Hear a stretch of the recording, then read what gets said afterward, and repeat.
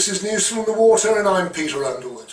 Now, as boaters around the country get ready to return to the water and Waterways businesses are finally able to start recouping some of their losses from the COVID closures, the Canal and River Trust can only offer waterways that are partly functional, with closures on many canals, especially in the Midlands and the North. The current stoppage list shows a culvert failure on the Macclesfield which won't reopen until the end of June. That's the latest of several major breaches on that stretch. The Rochdale is closed by a mechanical failure of Grimshaw Lane Bridge, with CRT only able to say its contractors are obtaining the materials and equipment needed for the repair. The Trent and Mersey is cut in two by a landslip between Soothill and the next bridge, and CRT claims contractors are working to explore ways to safely allow boat movement through the affected area without destabilising the embankment, the slipped material within the canal or the gas main above. And another breach on the Shropshire Union Canal between Wharton Lock and Beeston Iron Lock cuts off access to or from Chester, with CRT saying it could be the spring bank holiday weekend at the end of May before it reopens. Winnington Swing Bridge on the Weaver Navigation, still out of action after weeks. Bank Dole Lock in Yorkshire is silted up, and CRT holds out little prospect of it opening any time soon, as dredging the lock is, quotes, part of a larger dredging programme and will be scheduled accordingly, although they go on to say it could be this month. Brunswick Lock in Liverpool, out of action until mid-May.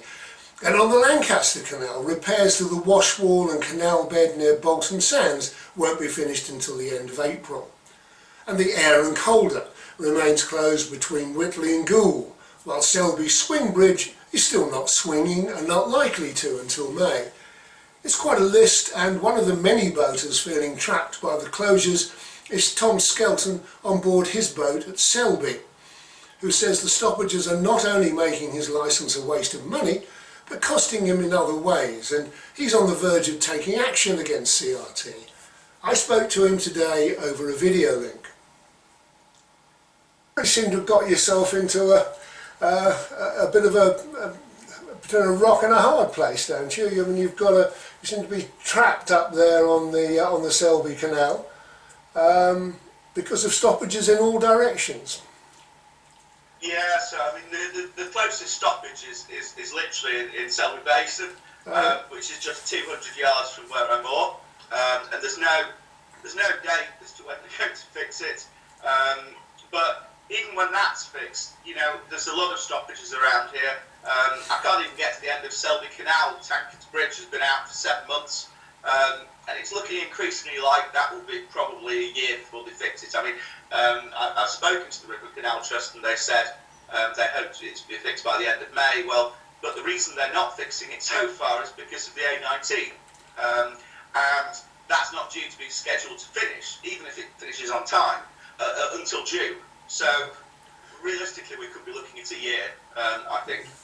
And isn't there you need to get your boat to Goole, don't you? Isn't there another stoppage in that direction as well?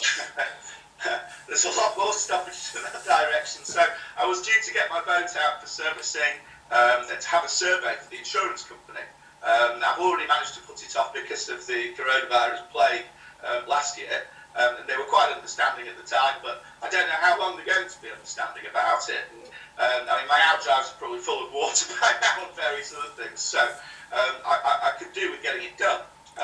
But the problem is that not only is Selby Swing Bridge blocked and Tankers Bridge broken, but there's also the little issue that Beal Lock's out of action and full of silt, Bank Dole Lock is out of action and full of silt, and there's a massive breach at Goole, if I understand it right. So, I mean, even within 20 miles or a day's travel or so, you know, I really can't go anywhere at the moment. So it's very difficult at the moment. But you've been talking to CRT about it. I mean, you're not able to take advantage of the licence you've paid for, and it's costing you extra money because you're having to get the job done closer to home, and that's more expensive. What's been their reaction? Well, I mean, effectively, I'm trying to look at coming out at Selby instead of Gould. It's going to cost me a lot of money extra. They don't have the right facilities. Where in Gould they did, and they gave me a good price. It's been booked for a while. So, I mean, I just feel that the CRT are failing to maintain the navigation. They just don't seem to care. And when I tried to tackle them on the question of paying the licence fee for not being able to go anywhere, they were quite dismissive and said that they didn't try to defend the fact that there were 5 stoppages between here and Gould, but they just said that their terms and conditions prevented any liability. I'm not sure I agree with them on that, but I don't really want to see them. I just want them to do their job, Peter. Yeah. You know, I mean, they're not doing the job, and they categorically have not been doing their job for quite some time now. I mean, you wouldn't have 5 stoppages in 20 miles if they were doing anything. And we just feel very let down here. If that makes sense. It does indeed. I mean, the picture is the same across big chunks of the country at the moment. Just as boaters want to get back to their boats, they find there's a whole load of places they can't get to. I mean, I wonder about making a lot of Freedom of Information Act requests and finding out what they've been doing, because they don't seem to be doing anything. And I want to know how many staff they've been furloughed, and how much they've spent on maintenance, what they've done. I mean, if I'm going to go into litigation, I want a battery of evidence. I bet they don't want to give me it. But even if the Freedom of Information Act requests don't work, then maybe I can go down the disclosure route once the claims are underway. Yeah. But your problem really is the one that anybody who takes on CRT comes up against, and that is that the amount of money you're looking for is relatively small, and the cost of getting it is enormous, and particularly when CRT spend such a fortune on lawyers. Yeah, I mean, they're a monopoly service provider, and I'm a small individual consumer. It doesn't seem that their terms and conditions are very fair in the first place. I think they might fall foul of Unfair Contract Terms Act and things like that, the Consumer Rights Act.